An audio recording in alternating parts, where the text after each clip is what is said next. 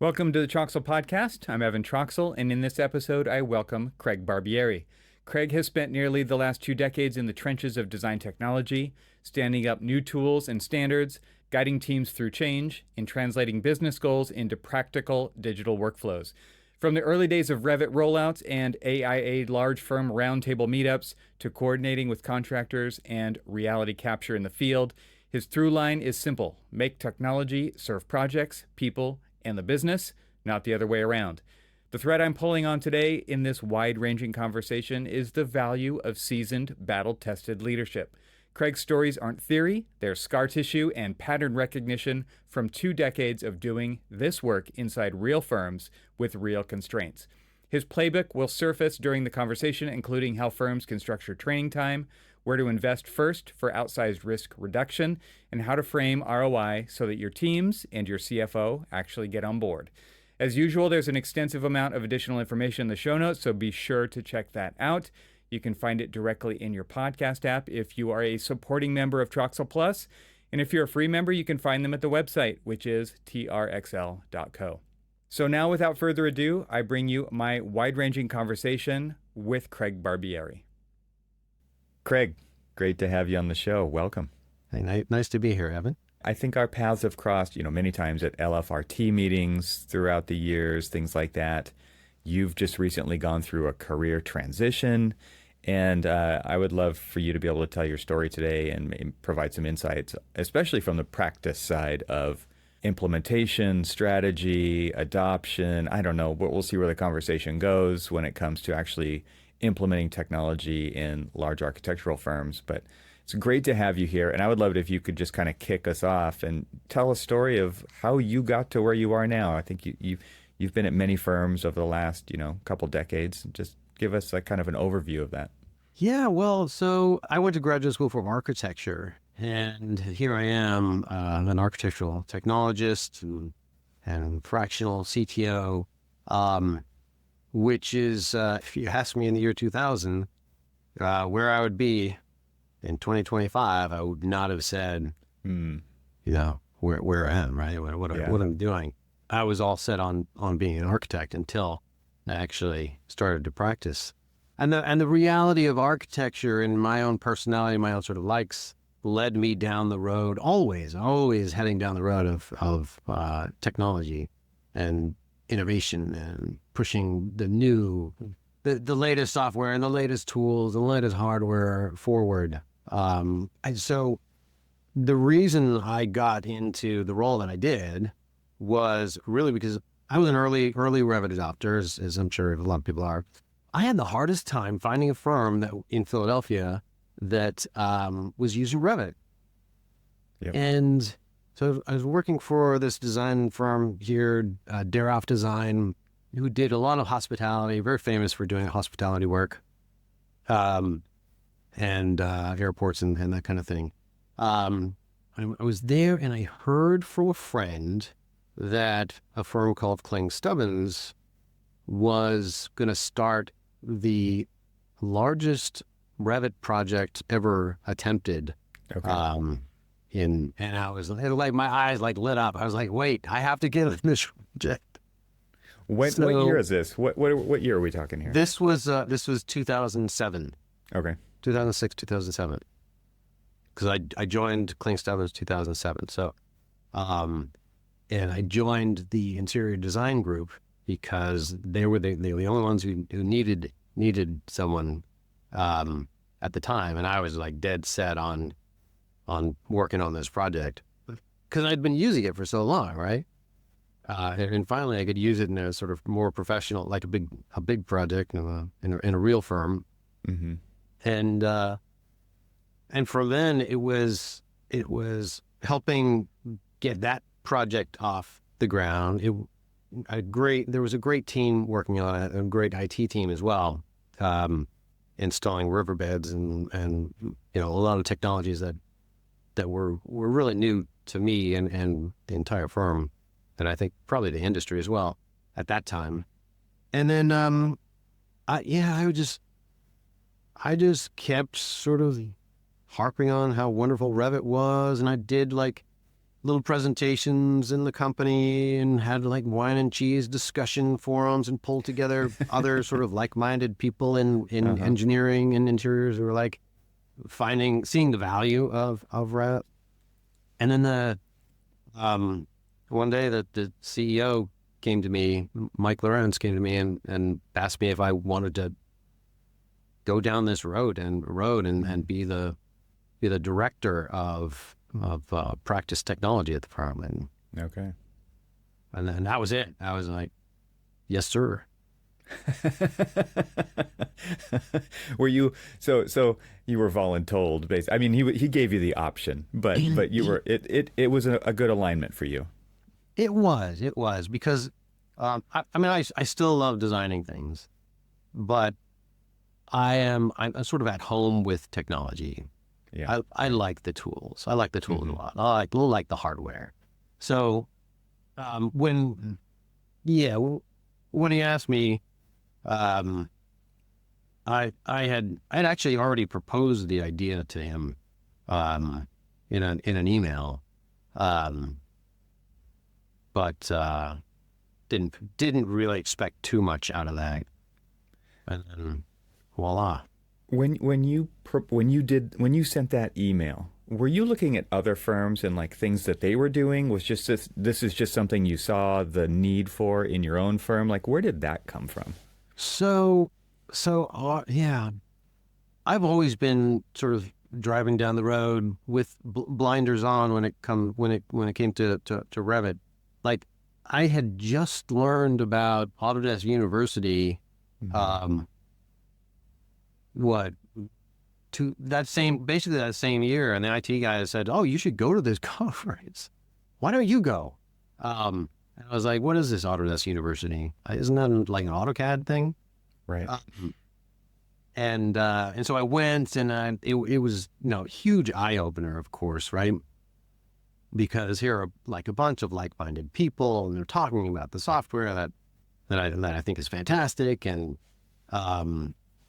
I hadn't realized, honestly, that other firms were heading down this road and were running into the same sort of issues and having the same challenges that we were, outside of, like, I guess the Philadelphia Revit user group, which a friend of mine, Robert Manna, and I started around that time. It was 2009, I guess, maybe 2010, something like that.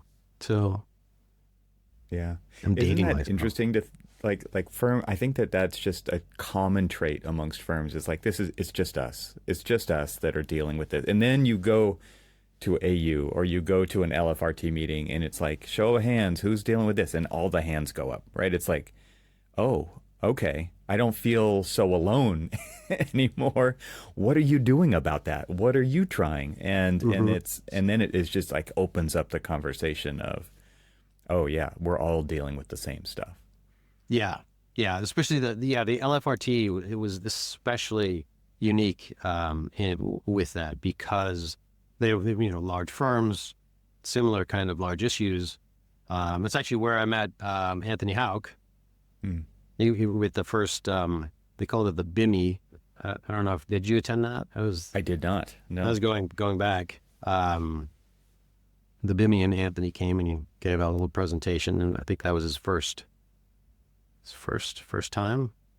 Was that when he was still at Autodesk, or was that still at Autodesk? Yeah, Autodesk. This is 2000, whatever, 2008. Oh, okay. Yeah.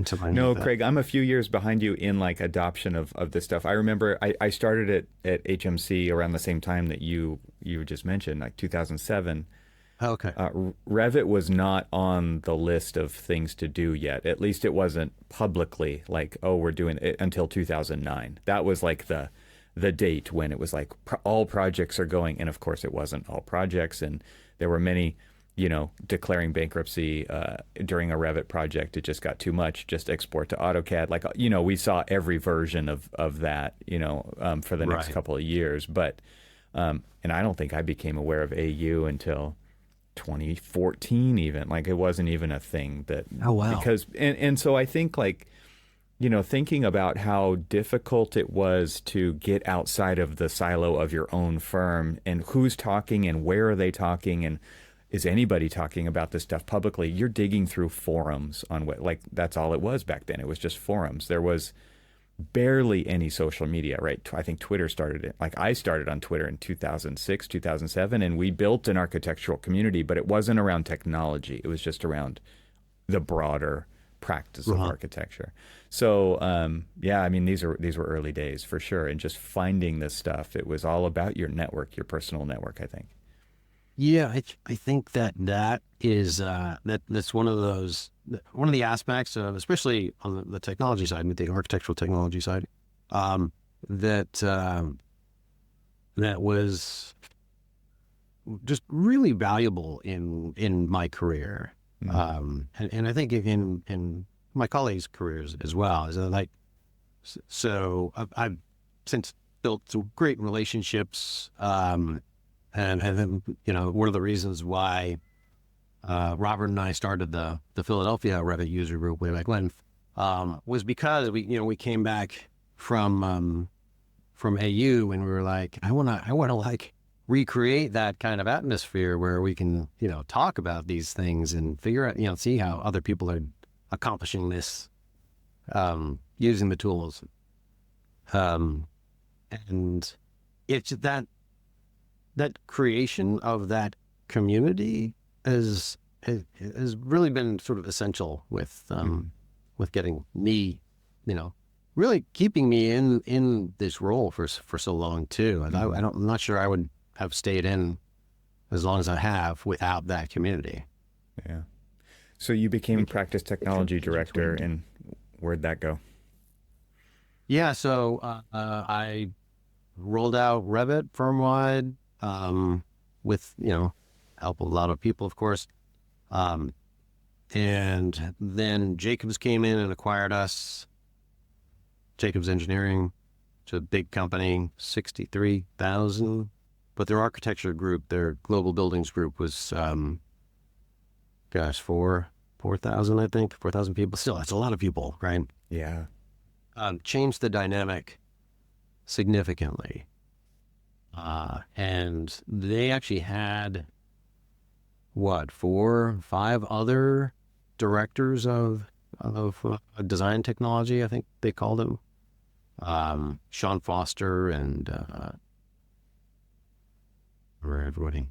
But anyway, so Jacobs came in, and I helped in. That was really my sort of first experience with an integration, with a acquisition merger integration, which is pretty interesting to see that. And so we went, basically to all of the different offices. Jacobs really kind of worked much like a lot of large firms work, where each larger sized office had almost their own standard and their own way of doing things. Yes. Yeah. I've seen that, just throughout my career. Basically every firm is every large firm, at least, is very much like that. It's hard to maintain a set standard across the board.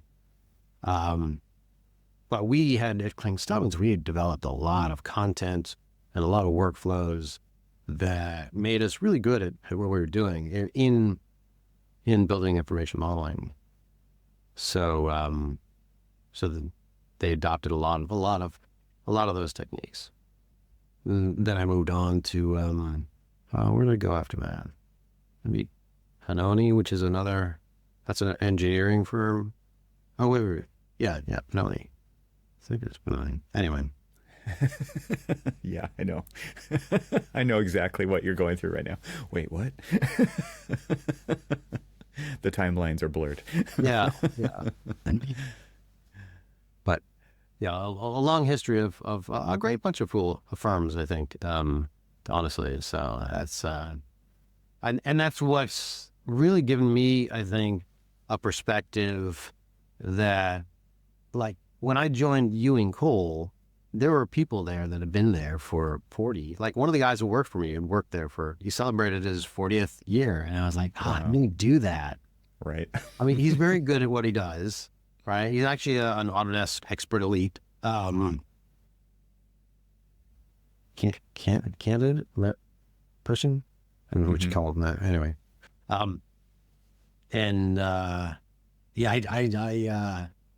I owe a lot to the number of different roles I've played in different firms. Everything from engineering, architecture, interior design, construction, high-end design. So it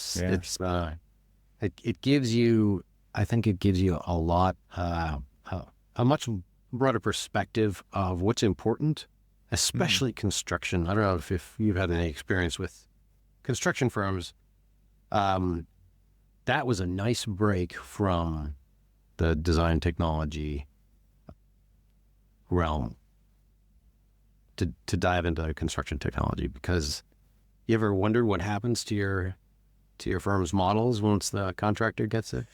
Yes. Right? Tell us. Some of them are used and some of them are. Right. But that was such a great experience. It was nice to see the model have its sort of its life continued. Yeah. Not in the way that I always imagined, but just in a very useful way. And I actually was lucky enough to work with I'm blanking on his name, but the developer of Assemble, Autodesk acquired Assemble, right? Mm-hmm. He actually works at the construction company that I was working for, and we had some good discussions. But it was nice to be able to see that building information model go from the design side to the construction side and be made use of and sort of carry on its life. But you also learned what was unuseful about those, and then that informed. When you go to you and Cole, right? It's like, oh, well, here's what's happening with this stuff. So here are some things that we should be doing that address those issues, so that they don't become issues during CA or whatever. Yeah. Yeah. Let's take a quick break from the conversation to tell you about AVAIL. Is your team struggling to find the BIM assets they need? AVAIL's content management system simplifies access to all of your firm's content in one easy-to-use platform. No matter where your files live or what type of files they are, you can easily search and access them from AVAIL. Now, designers can consistently find and reuse all types of content. So what does that mean? Well, standards-compliant models and drawings are easier to create. The documentation process is less chaotic. New hires are easier to onboard. Projects are delivered faster with fewer errors. You get the idea. Visit getavail.com to try AVAIL for free and request a free demo. That's getavail.com, GETAVAIL.com. My thanks to AVAIL for supporting this episode of the TRXL podcast. And now let's get back to the conversation.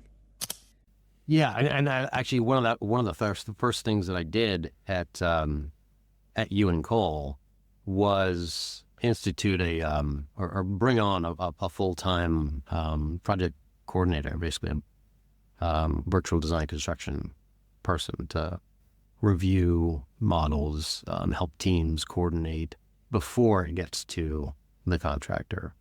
Yeah. And everything's got to change. Right. Well, it's interesting to think about that from an incentives or just a project goals perspective. Mm-hmm. Like the goal of an architectural model is to get a permit and to create a set of drawings, right? And the contractor is like, hey, give us the BIM model. I mean, a lot of times it's in the contract too. Like, yep, it's going to go on. And then they are like, wow, this is not useful for our purposes, for quantity takeoffs, for whatever those things are, right? For bidding things out to their subcontractors and trades and things like that. And so then they end up rebuilding a lot of stuff. And in the meantime, it's like you hear a lot of the horror stories and it's like, oh man, architects aren't giving us what we need. And it's like, well, that's not what the architect's actually getting paid for, right? The architect's it's a different set of incentives and it's a different purpose.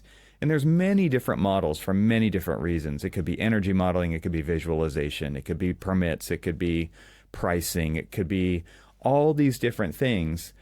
But man, there's like this focus of, well, we've got to do our job and that's what it should be for. And that is just simply not the case. And I think that's one of the difficulties around model-based delivery, right? It's like, well, cramming all the purposes into one model makes a really unruly model most of the time, especially on these huge projects. Oh, for sure. For sure. Yeah. The coordination aspect of,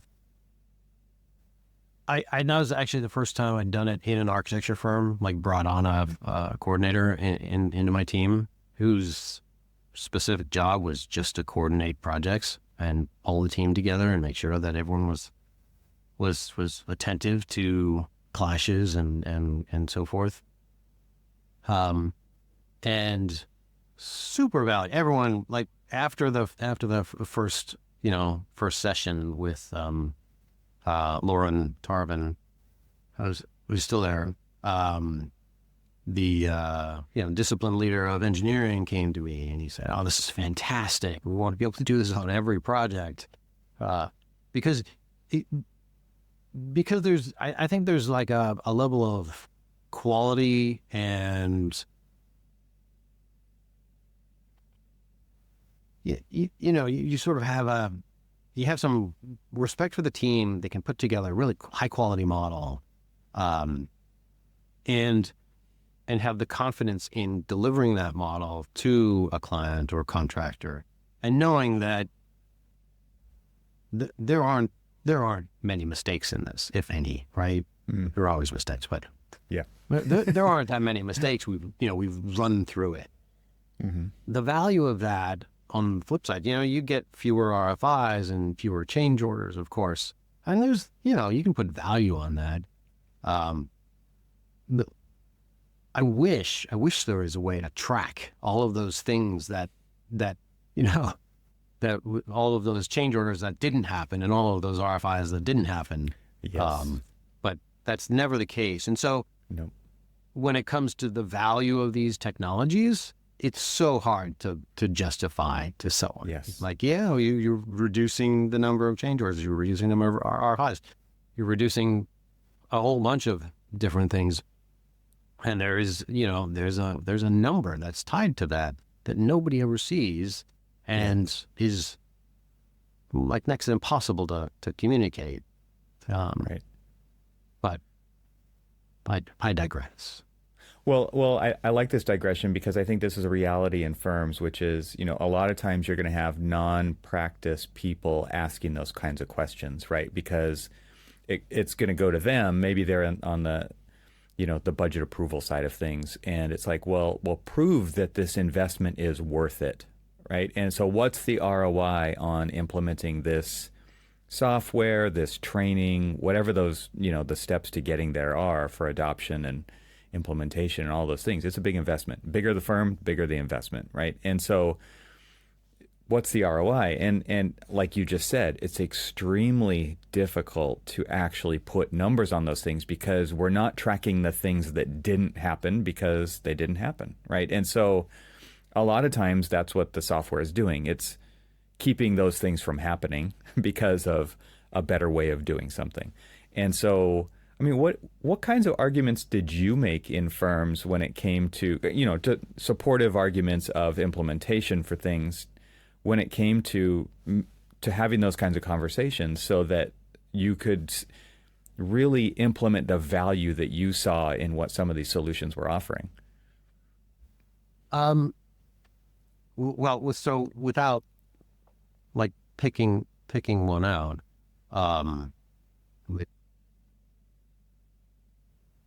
it's hard to classify that. I know it's like and specific examples I could see would be difficult, maybe not the most useful, but it's like these are the kinds of struggles that a lot of people have in firms, and I'm curious like how you handled that, and because like part of it is like painting the vision of who we can become and what we can accomplish.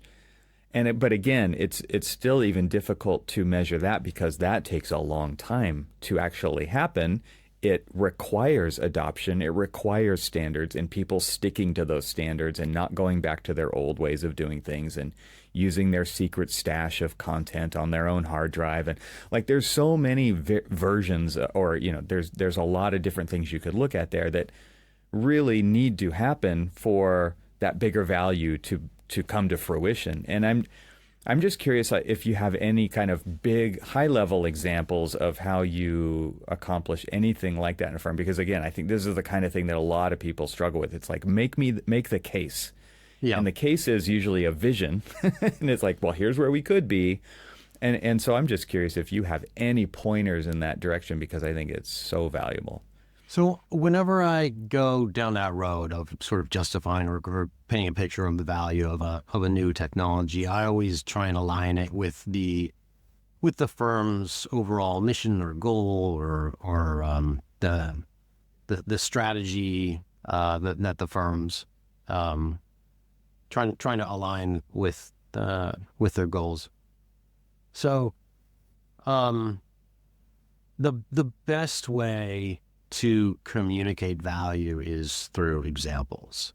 And like one that comes to mind has to do with laser scanning. So purchasing a laser scanner is not an inexpensive, endeavor, right? It's a pricey little piece of hardware. But the value there is incredible.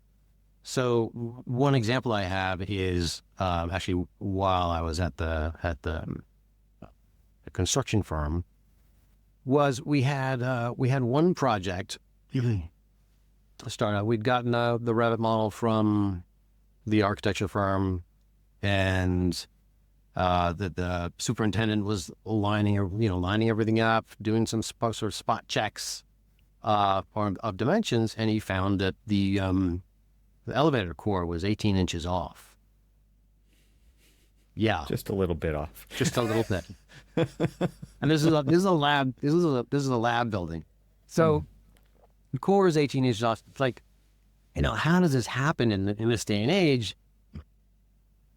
Perfect justification for a laser scanner, right? So we rented a laser scanner, got out there, scanned it. Yeah, sure enough, the core was off. There was some structure off as well. Send that back to the architect to redesign.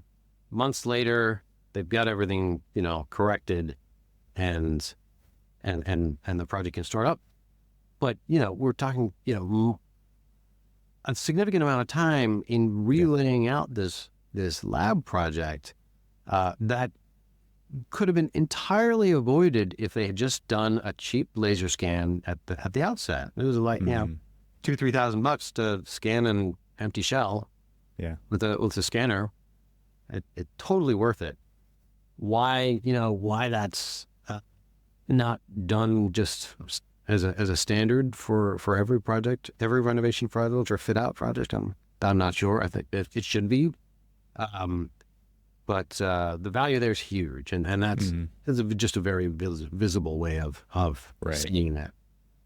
So you can actually take a monetary figure and apply it to that and say, like, we could potentially avoid this on every single project by doing this, right? Yeah. And I think a lot of it comes down to that too, where it's like, oh, okay, that makes sense because it's something architects love, right? Risk avoidance. And so it's like this, if that risk is a reality, especially on complex projects like a lab building where every inch counts, right? I mean, literally every inch counts. And it does take months to redesign around an 18-inch bust. That is where, okay, you totally made the case. It totally makes sense. And what's so interesting to me when you're having those conversations with somebody is if you can create an example where it totally makes sense to that person, they will never question it again. Mm-hmm. It's like done. Because I've talking to a CFO who's going to make that decision, if it's a big spend, it's like, oh, okay. I totally get it now. And now that decision has been made and we can move on. And I like that there's not this constant re-questioning about things like that when you get the right CFO in place, at least. Yeah. Yeah. It's always important to have a good relationship with your CFO. Yeah, absolutely. I often find that CFOs are just as excited about innovation and technology in firms as the technology people are. They're just coming at it from a different perspective. Of course, they want the firm to be profitable. They want the firm to be pushing. They want the firm to be, differentiated from the other firms that they're competing against. And so, I mean, just to kind of double down on what you just said there about having a good relationship with them, I think they can be a fantastic partner a lot of times. I've presented. Go ahead. Yeah, I was just going to say they're kind of an essential partner. Especially for big ticket items.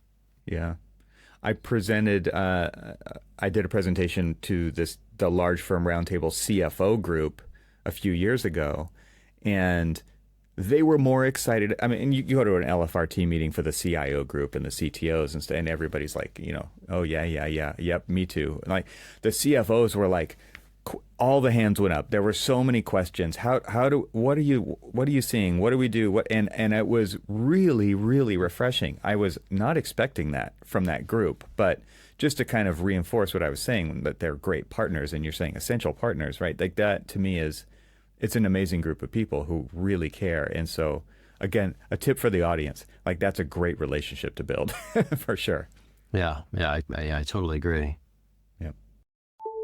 Let's take a short break from the conversation to invite you to join the most influential technology leaders in the AEC industry at Confluence. Composed of in-person events and a podcast co-hosted by yours truly, Confluence is designed to foster conversations between AEC firms and technology companies so they can learn, share, and engage with each other to support industry innovation. Software company AVAIL, which creates content management solutions for the AEC industry, started hosting Confluence events in 2019 to understand what firms are needing, wanting, and thinking around technology. To learn more about Confluence, explore upcoming events, and listen to podcast episodes, go to confluence.getavail.com. My thanks to Confluence for supporting this episode of the TRXL podcast. And now, let's get back to the conversation. So where did you go from there? Let's talk about kind of, you're seeing the value of technology playing out in different ways, right? You're seeing it from different angles. You're seeing it from architecture, engineering, and construction. And this is becoming, I'm assuming, a valuable feedback loop for you, because not only are you deploying technology across large teams that have, different behaviors and through mergers and acquisitions, which even takes that to a different level, right, of people who do things their own way, but then also kind of seeing where the models are going beyond that. And I'm assuming that's creating a really good reinforcement loop for you to build a really solid foundation for technology in AEC firms. Yeah, absolutely. Well, plus having those experiences just answers a lot of questions. If you're strictly stuck in one discipline, dealing with the technology of one discipline, for the most part, you don't get that sort of more robust understanding of, electrical does circuit panels, and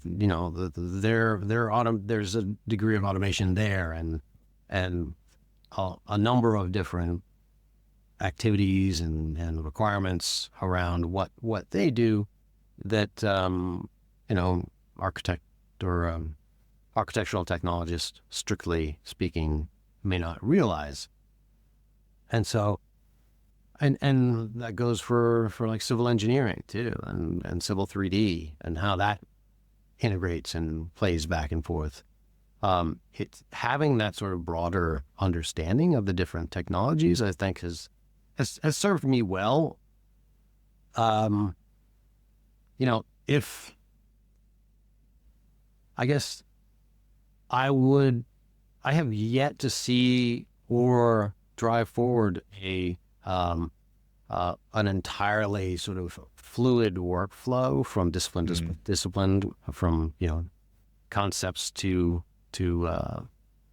occupancy, which I would love to see that. I would love to see a really fluid workflow where everything ties together, and there's a lot automated, but there's a lot of design work in there, and there's a lot of use of the data. downstream. But I haven't gotten there yet, and I think that's where I think we're all sort of striving to get to that point. I would have hoped to have seen that by now. If anyone has What that. do you mean when you say a fluid workflow? Do you mean like less starting over mid-process, like when you switch phases? Do you mean like just explain what you mean by fluid workflow Well, and kind of this? Because that to me is one of the things that you keep saying is like that's the promise of technology, right? Is like right. So explain what you mean by that. Yeah. I mean, we can see parts of that, right? So one of the greatest things I think for our industry, for at least for Autodesk users, has been ACC, where you can have multiple firms, syncing and linking models and being able to see each other's work live. In most of the projects that at Ewing Cole, at least, everything was linked live, and that kind of back and forth where, let's say, a consultant engineer makes a change, you reload that model, there's that change. That's fantastic. There's no, let's transfer the models at the end of the week kind of thing. I was just thinking, man, what we have gone through to get to this point, right? I was just thinking back of FTP sites and, okay, everybody, publish a new send your new models over every week, and it's like, oh yeah, maybe Monday, like we're not ready yet. There was just so many pieces to that puzzle back then, and a lot of that has shifted for sure. Yeah, but so that piece has been, I think, has been really solved, right? But it's getting to that point.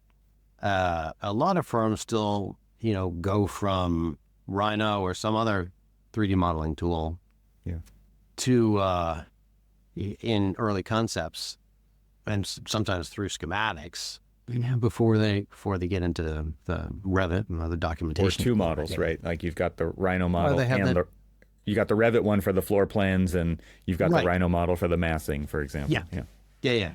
And ideally that you'd stop work on the Rhino model at some point and carry on with Revit. But I've seen too many large projects where the Rhino model is still in late CDs is still being worked on. Yeah. Which is too bad, because that's a duplication of effort, right? Yeah, it is. But then, I mean, you can totally see why it happens too, right? It's like the different modeling applications have different strengths and speed, and it, right? Like these tools are built for different reasons. And so you can see it, right? Especially with like visualization, right? Oh man, like we just want to make it look right so that we can get that rendering. And it's like, well, the construction document tool is not the right tool for that because it's focusing on something else. So I get it. And I agree, like, oh, it would be great. This is where we're really seeing the tide starting to turn, I think, though, and the maturity is where this is going to be, like, if it's all worth it or not, like it's going to come to fruition.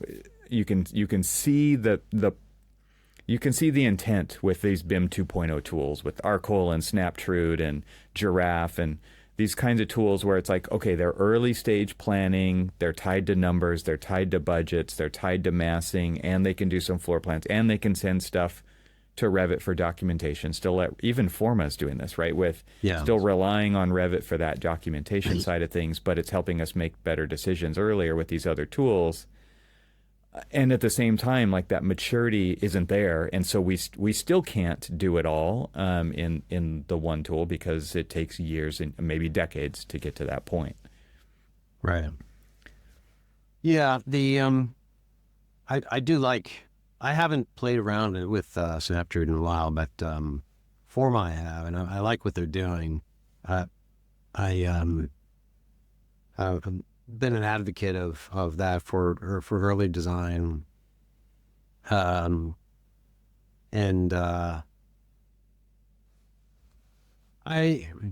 so it's actually been sort of odd, because it seems like from all appearances it looks like it's like the perfect tool, right? But a number of architects have been like initially resistant to using it, at Ewing Coles, which isn't everybody.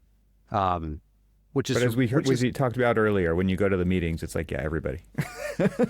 So it might be indicative of what's going on everywhere. Yeah.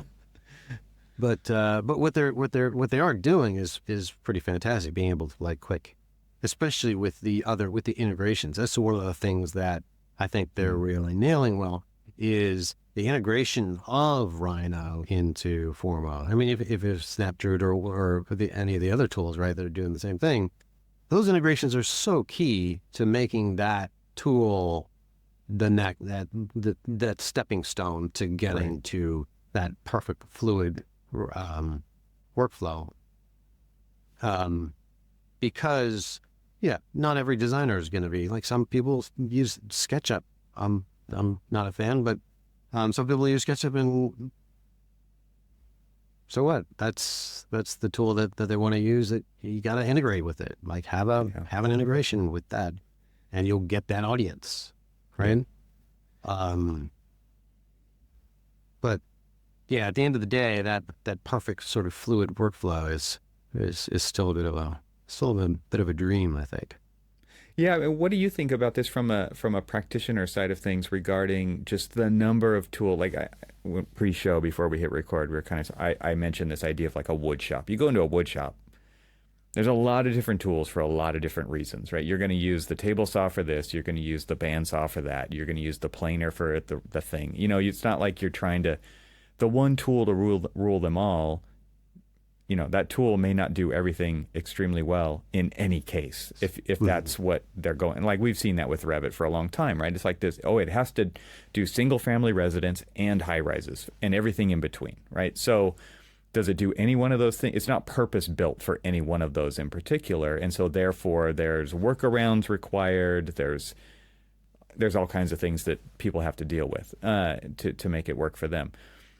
And yet there's still kind of this utopian vision of one tool that can do everything. And I'm just curious, okay, that's not the reality. There isn't one tool that can do it all. And there are a lot of tools that are, because of all the startups that we've seen in this space in the last 10 years, doing a few things really well. In a lot of cases, they're staying in their own lane. They're not trying to, cross over too much. And therefore, I think firms are really dealing with kind of this tool fatigue, right? It's like there's this utopian vision of one tool to do it all. Oh, but that's not the reality. We need 30 tools or 40. Like, how many tools are in your stack, Craig? If you were just to take a guess at you and Cole when you were there, like how many tools do you think are in the architectural workflow pipeline? It's probably north of 100 is my guess. Yeah. Not big ones. There's a few big ones, but there's a lot of things. You include graphics and presentation, and there's so many pieces to that puzzle. Yeah. That's the headache part of the job, dealing with all those tools. And it's the reality. Yeah. Yeah, absolutely. And on top of that, it's like it really has the past 10 years. I mean, past 5 years, just the exponential growth in the number of tools and the number of software vendors reaching out has been it's created a kind of so the exponential sort of growth of the number of tools, and then the exponential sort of development of the tools that we already have and the changes all along, right, has created this sort of state of continuous learning required for staff. So where at any given time you need some percentage of your staff to be trained in this latest tool, either that or have them have more specialization for architects and engineers and designers to sort of solve that issue, so they can pick up those smaller bumps in technologies and those newer tools. But with the sort of onslaught of AI and the tools around there, there are some that look really promising. The ones that sort of review your specs using AI and do your sort of review your shop drawings and your specs. That's a cool workflow because I don't know many people who enjoy that process of going through right. Thousands of submittals. Right.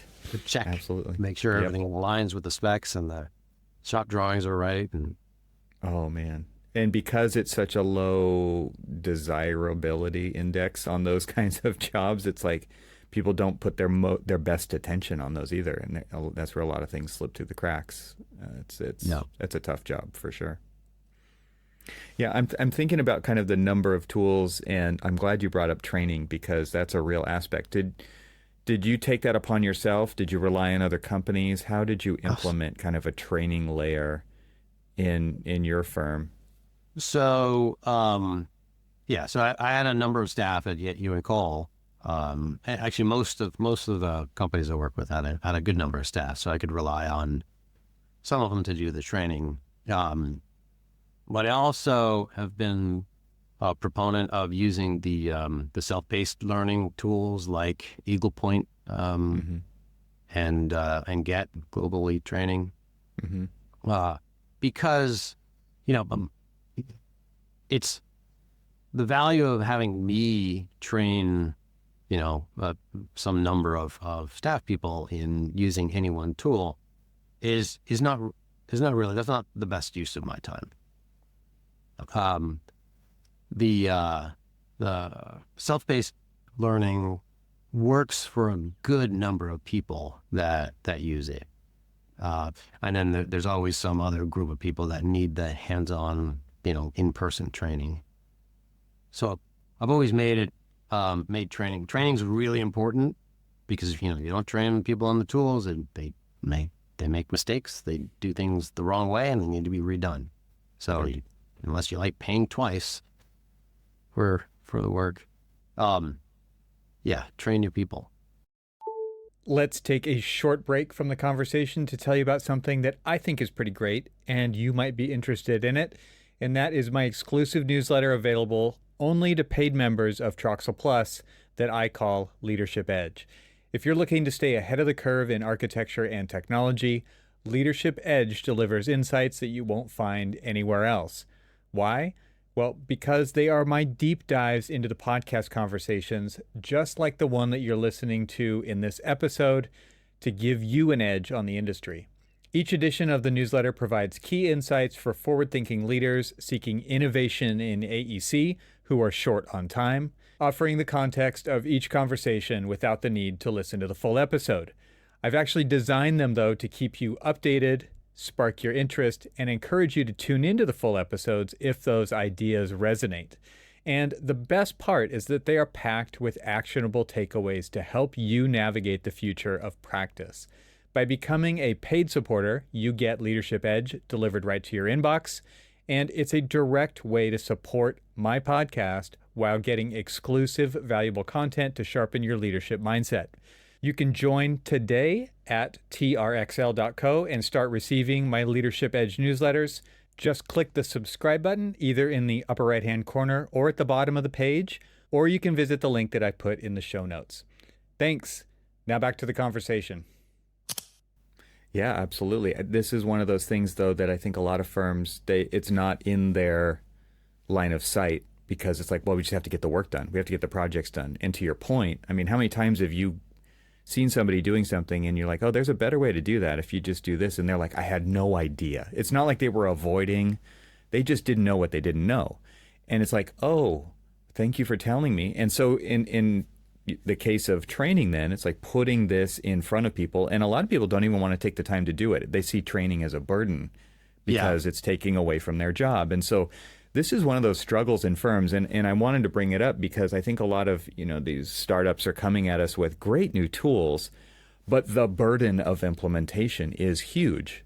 I mean, even if it's a super easy tool like a chat box, you still need to know how to use it to get the best results and to get correct results, for example, right? So it's like all of these things are additional burdens on firms, and I don't think these companies necessarily realize what they're asking. Oh, it's just one more tool. Well, like I said, there's 100 tools, right? So how do we even keep our staff up to date on and everything is a moving target when it comes to this? Yeah, that's actually one of the challenges with the self-paced learning providers, Naval Point and Get and the others, is that the content isn't always as current as you'd like it. It's pretty current, but not as current as you'd like it. So keeping up with the latest changes to the tools and having those sort of, quarterly updates to the whatever improvements, that kind of thing, Mm-hmm. is kind of necessary.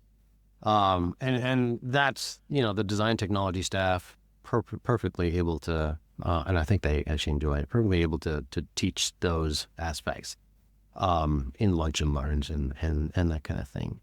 Yeah. But the new, one of the challenges around training, for in-house developed automations, so Dynamo tool. So at Ewing Cole, we developed 130 or more than 130 different Dynamo, scripts to help with the workflow, Mm-hmm. different workflows in different disciplines. That was, it was just the team that who had developed those tools knew about those tools, and it was made it Right. really difficult for anyone to sort of find what, well, I need to renumber all these rooms, right? Well, I know we've got a tool somewhere that does this. Where do I find that tool? You're right. Right, huge challenge if you've got 130 tools that nitpick Right. all the different little tasks that always take longer than you think they do. So great idea. Use a chatbot. So we created a custom chatbot, filled it full of all the automations and the descriptions of each of the automations, what it did, and put it in the Revit toolbar. And now the staff can, I have to do this sort of mass change across the document set. What's the best method of doing that? Yeah. And it'll spit back, we've got this script will do that, and this script will do that. Go here and click on it and run it. Makes it more discoverable, right? Yeah, a lot of times there are tools just forgotten. It's somewhere on the server. I don't know. Yeah. I don't even know what it's called, right? So Yeah, right. right. Yeah, hopefully it's called something that makes sense. Something descriptive. Yeah. Right. That's not always the case, right? No, it is not. Right. Absolutely. Yeah. And that's the difference between a user and an author, right? Is going to be, well, this is the use case. Here's my challenge, but the keywords don't match up with the name of the tool, for example, right? Right. So, yeah. Absolutely. When you were doing training in your firm, you mentioned lunch and learns. Was there actual time set aside for training, or was it only in time like that, where it would be like at a lunch and learn, for example? So I had I'd asked that everyone spends an hour or two every week, doing training, learning something new. Did their project managers still allow that to happen? That's where things get there's some friction in that process. That's where the friction is, right? Yeah. Project managers need people to work, not to learn. Well, Look, it kind of doesn't make sense if you actually think about that. But yeah. That's the reality. But it's super important for people to learn how to use the tools in order for them to get the work done faster. So it makes a whole lot of sense when you think about that. But think bigger in those terms. But when there's a project deliverable 5 o'clock on a Friday, and we've got to cram to get it done, nobody has an extra minute to spend learning a new tool.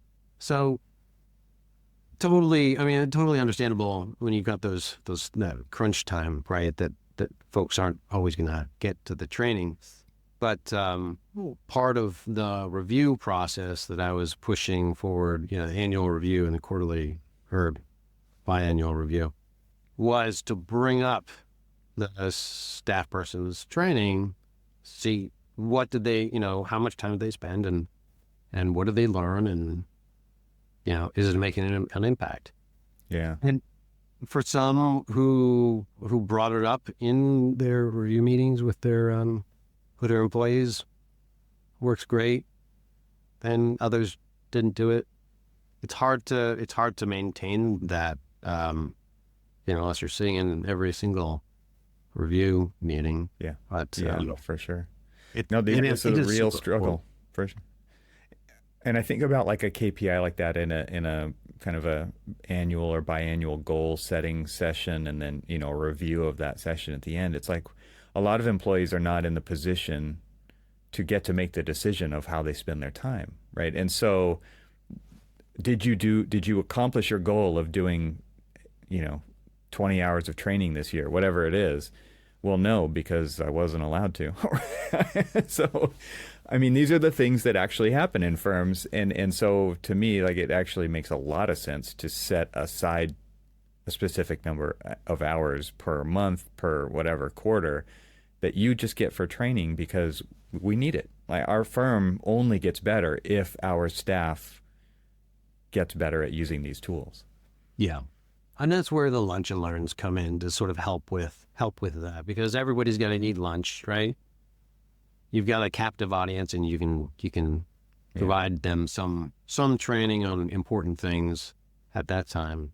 And then another thing that we implemented were these sort of 15-minute training sessions, which people really liked. So basically, once every couple weeks, I think we were doing a 15-minute training session on a specific topic in the company lounge, really sort of casual, and whoever shows up. You could basically being in the lounge. It was open to everybody, even the people just getting a cup of coffee might accidentally learn something new. Those were surprisingly well received and effective. And 15 minutes is nothing. I mean, it's digestible. Yeah, it's like it's not a lunch and learn, it's a snack. Right. So yes, yeah, essentially. Yeah. Right. Yeah, I agree. Like the attention span has also gotten shorter, so that is more digestible. Oh, okay, it's easier to get approval for, probably too, 15 minutes versus an hour, or what. Even if it is your lunch hour, which you need to get approval for that one. But I know a lot of people just want to go decompress from work at their lunch hour too, and not do more work. So that's still a tough decision, I think, for a lot of people to make, to even attend a training thing over lunch, because you actually feel like you're working for another hour, right? So there's all kinds of nuance to this kind of conversation topic, but these are the things that firms are actually struggling with all over the place, especially the bigger they are, the more offices they have. Like you said, you do this thing in the lounge in one office. Well, what's going on in the other offices? They're probably piped in over Teams or Zoom, and then they're sitting at their desk with headphones on while they're eating their lunch, trying to take this thing in. And it's complicated. Like, these are the realities of running a large architecture practice today. Yeah, absolutely. One of the things that I attempted to do is 30-second training. Like, basically tried to get the effect of a doom scrolling, Instagram type, TikTok, whatever. Get that result into a sort of a training format. And people are like, here's how you do this. Boom, boom, boom, boom, and release that. The challenge there is, well, what I found, the challenge was actually just making those videos was time consuming. It's an enormous amount of time. I was going to say that is the biggest hurdle to get over. Is it's amazing to actually witness or do, like, how much time it takes to condense information into that short of a period and make it effective. Yeah, for sure. Yeah. We implemented a thing at HMC called skill cards. And so we had this on the intranet. It was like a whole database, and everything was filterable by category or software or keywords or whatever. And the idea was, it was a series of PowerPoint slides. And and it was like there was a max. It was like 5 slides, if I'm not recalling this correctly, but maybe that's what it was. It was like, okay, you get 5 slides to teach somebody how to do something in some piece of software, and that goes on the internet.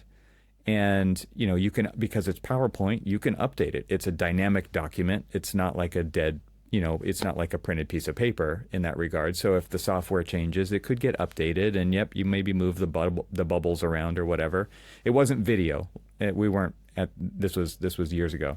Mm-hmm. But again, the hurdle of creating a polished kind of how-to presentation in 5 slides, it's a tall ask, right? It's like, who's going to give somebody the time to make one of those things? And you make it as easy as you can. You give them the templates with all of the annotations are already in there. All you got to do is move them into place. Okay, still not going to happen, right? It's like one of those things where, nope, I have a job to do, and this isn't it. And so you actually, like what we did is we ended up implementing a dedicated training team, and that was part of their job. Right? They were teaching classes, and they were sending emails, and they were doing desk to desk, and they're doing support tickets and teaching people through support tickets. And they're looking at the dashboards, looking for places where, okay, people need training on this, people need training on that because this is taking too long, the models are getting out of control, whatever those things are. And they're producing these things because then, like, their job is training. And I felt like that was the best chance we had at actually training our own employees so that our firm got better together. Yeah, well, I mean, it's fantastic that you were able to basically sell that idea and having a dedicated training team, because that's, I mean, selling the idea of training is difficult, and having just like someone on staff that was doing that is fantastic. I always trying to, you know, have my design technology team, you know, take on different responsibilities there. Mm-hmm. Yeah. So, well, it is one of those difficult parts of actually running a practice is keeping everybody up to date on the latest tools. And like you said, there's more and more tools. We're inundated. Somebody said recently, like it's like a multitude of fire hoses. They're all, yes. It's not just one fire hose; it's a multitude of fire hoses that we're dealing with. Well, I'm curious, kind of where you, like I mentioned in the beginning, you've had a recent change in your career. So let's talk about that as we kind of finish out the episode here. What are you up to now, and what are you offering? Yeah, so I left Ewing Cole a few months ago, and was looking through my career of being a director of design technology and basically essentially CTO level technology leader at AEC firms, and I was like, wow, you know what?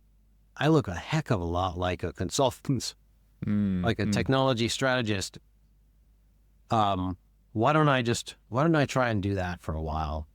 And so you know, I put my shingle on the door and created a website, barbieri.biz, and I'm helping firms, mid-sized firms, because large firms have the resources to have someone on staff for sure, but mid-sized firms to help them keep up with and sort of get the most out of the different technologies that they have access to, and help them sort of wade through the artificial intelligence, you know, ocean of tools and efficiencies. I'm a huge proponent of artificial intelligence and what it can do for us. I'm an optimist. I don't know what you call that, a bloomer or a, you know, there are different. There's a gloomer, a doer, a bloomer, and a something else. Anyway, zoomer. That's Reid Hoffman's Super Agency book. Okay. If you talks about that. Anyway, cool. So I'm helping firms sort of wade through all of that, and hopefully get to help some. It's nice that you can take this kind of wide experience that you've had in all of the categories of AEC that you were applying and take it to a broader audience. I mean, that to me is, there's a huge value in that, because a lot of firms, especially the mid-sized firms like you're talking about, don't have the resources, the dedicated resources to do this kind of thing, but the competition is fierce, right? And so anything that they can do to kind of raise their digital IQ, their technology IQ is going to be huge. So the value's there. I would encourage them to reach out to you because you have the experience of doing it. Thank you. Yeah, actually, one of the other reasons why I sort of headed down this road is because a longtime friend of mine who's now a partner at a firm asked me to come in and talk about AI to their firm, and about the size that I'm sort of targeting, and I was like, yeah, this makes a lot of sense for someone like me. So when people are asking you to do something, Craig, that's a good sign for sure. It's a good sign. Awesome.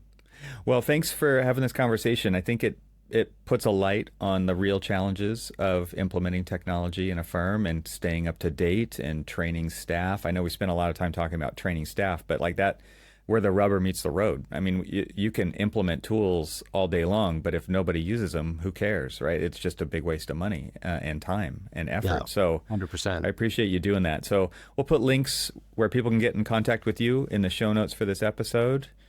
And I appreciate you taking the time to talk with me today. Great. Thanks, Evan. It's been it's been nice. It's been good to talk. Thanks to our sponsors, and thanks to our members this week. Find out how you can become a member at trxl.co, and I'll talk to you again next week.